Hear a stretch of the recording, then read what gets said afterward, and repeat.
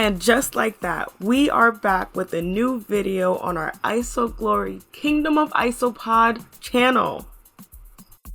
It has been a very long time. However, our Isopod Kingdom is full of updates, some good journeys, some sad ones, but we cannot wait to update you with them all. I like to keep things fresh. And nothing's fresher than starting one of our videos up with feeding our Armadillidium maculatum isopods some fresh vegetables. Before we get into that, I would love to talk to you a little bit more about the care of these isopods. As you know from my previous videos, I've only been keeping isopods for about 2 years now, so my learning has come a long way. And I would like to share it with you guys. So let's get started with our Armadillidium maculatum or zebra isopod spotlight.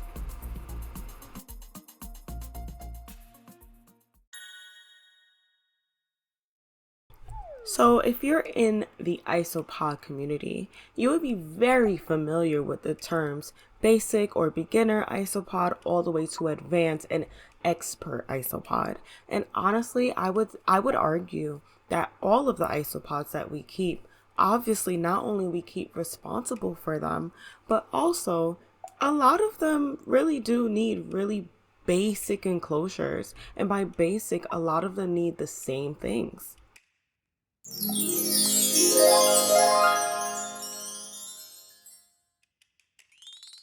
So for Armadillidium maculatum, I really keep their enclosure less on the humid side and more on the dry side.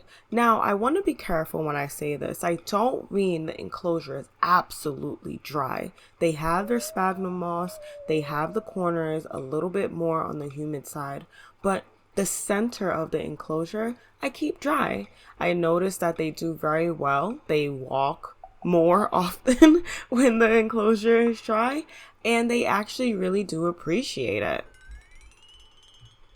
As far as feeding goes, I always think it is the best practice to give your isopods an array of foods. I love giving my colonies an array of fresh vegetables all the way to freeze-dried fish. I will say though, I have noticed over the past few years, some isopod colonies are more carnivorous than others.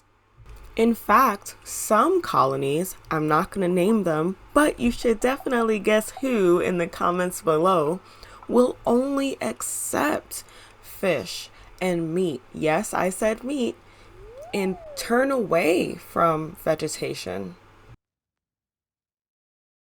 These guys are loving the red bell pepper.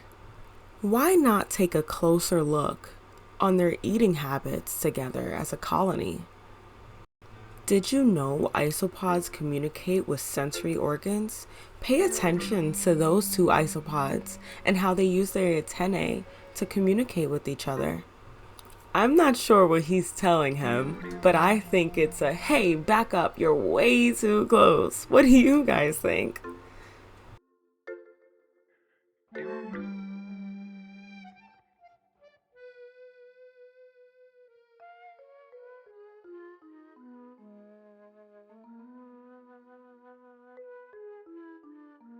Now, I know seeing isopods eat together is super cute, but do you know it actually serves a purpose for them also?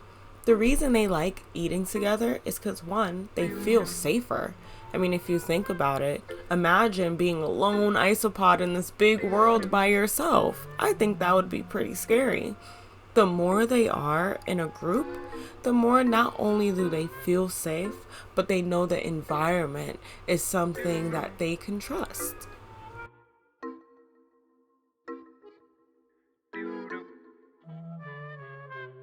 This colony is well established, and I'm thanking you for joining in and watching them eat a red bell pepper today.